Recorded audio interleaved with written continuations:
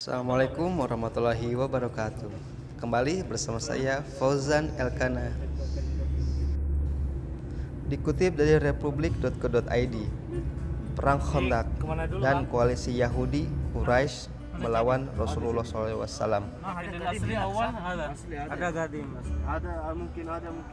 Perang Khandaq atau Perang Parit terjadi pada bulan Syawal tahun ke-5 Hijriah. Perang Khandaq terjadi karena adanya koalisi kaum Yahudi bersama kaum musyrikin untuk menyerang Madinah. Pengusiran dan penyerangan kaum Yahudi Bani Nadir dari Madinah membuat para pembesar mereka menaruh dendam dengan muslimin di Madinah. Bani Nadir berkoalisi dengan tokoh Quraisy untuk balas dendam. Kaum Yahudi Bani Nadir juga membuat koalisi dengan kaum musyrikin yang pernah berperang dengan Rasulullah SAW. Setelah bertemu tokoh Quraisy di Mekah, mereka bertemu kabilah Ghathafan yang beberapa kali pernah berseteru dengan kaum muslimin. Terbentuklah koalisi antara kaum Yahudi Bani Nadir, Quraisy dan Ghathafan untuk menyerang Madinah dan kaum muslimin. Pasukan Quraisy dipimpin oleh Abu Sufyan, kaum Ghathafan dipimpin Uwainah bin His dari Bani Fazarah, Al-Harits bin Auf bin Abu Haritsah Al-Muri memimpin Bani Murrah, Mir'ar bin Bukhailah bin Nuwairah bin Tharif memimpin kaum Ashj. Adapun Bani Nadir dipimpin Salam bin Abdul Huyai bin Akhad dan Kinanah bin Robi.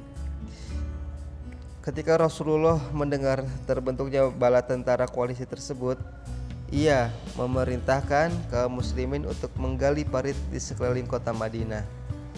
Usulan dibuat parit ini disampaikan seorang Persia, Salman Al-Farisi, kepada Rasulullah SAW. Pada waktu yang singkat, Salman menjelaskan orang-orang Persia biasanya membuat parit untuk mempertahankan diri dalam peperangan. Kata Khandaq merupakan bahasa Persia yang berarti parit. ya, sekarang sudah ditutup. Rasulullah SAW pun ikut menggali parit agar memberi semangat kepada semua kaum muslimin. Jumlah pasukan muslimin yang ikut terlibat dalam perang Khandaq berjumlah 3.000 orang. Sedangkan pasukan koalisi musuh berjumlah 10.000 orang. Pasukan koalisi musuh mengepung Madinah hampir selama 1 bulan. Beruntung, logistik penduduk Madinah saat itu tercukupi untuk 1 tahun. Sedangkan selama pengepungan itu, pertempuran yang terjadi sebatas saling melepas anak panah.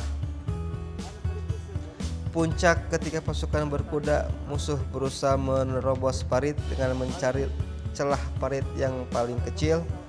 Berkat kesigapan Ali bin Abi Thalib, pasukan musuh yang menerobos itu berhasil dihancurkan, dan pemimpinnya Amir bin Abdul berhasil dibunuh. Di wilayah parit lain, pasukan musuh dari Bani Mukhzum berusaha berkuda dan meloncat parit.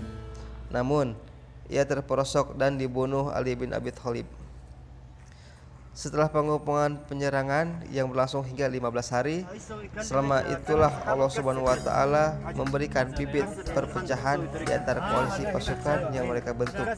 Kaum Yahudi dari Bani Nadir dan Quraisyah enggan berperang di hari Sabat, sedangkan kaum Quraisy memaksa untuk tetap berperang.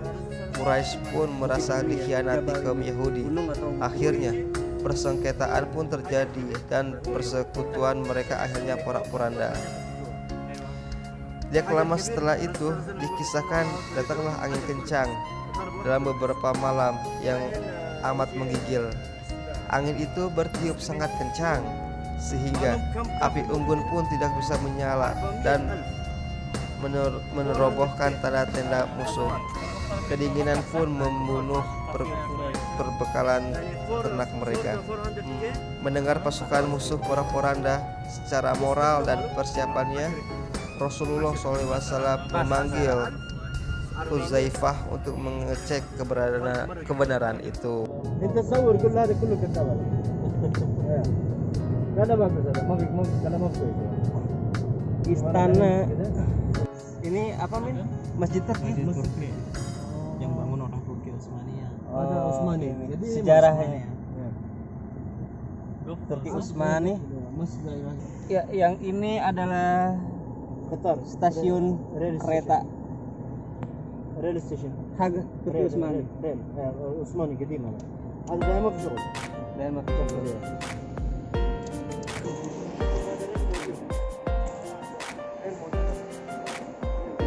keretanya masih ada, sudah 100 tahun yang lalu tidak berfungsi lagi.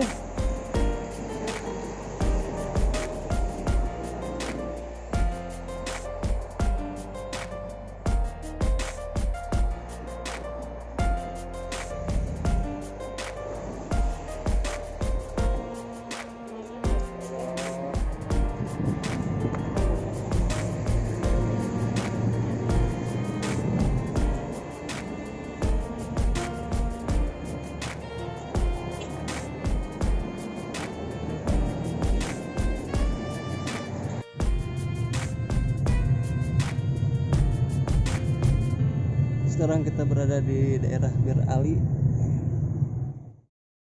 Ya, dan akhirnya selesai juga perjalanan kita kali ini. Terima kasih untuk semua yang belum subscribe, silakan subscribe dan nyalakan notifikasi. Akhirul kalam, assalamualaikum warahmatullahi wabarakatuh.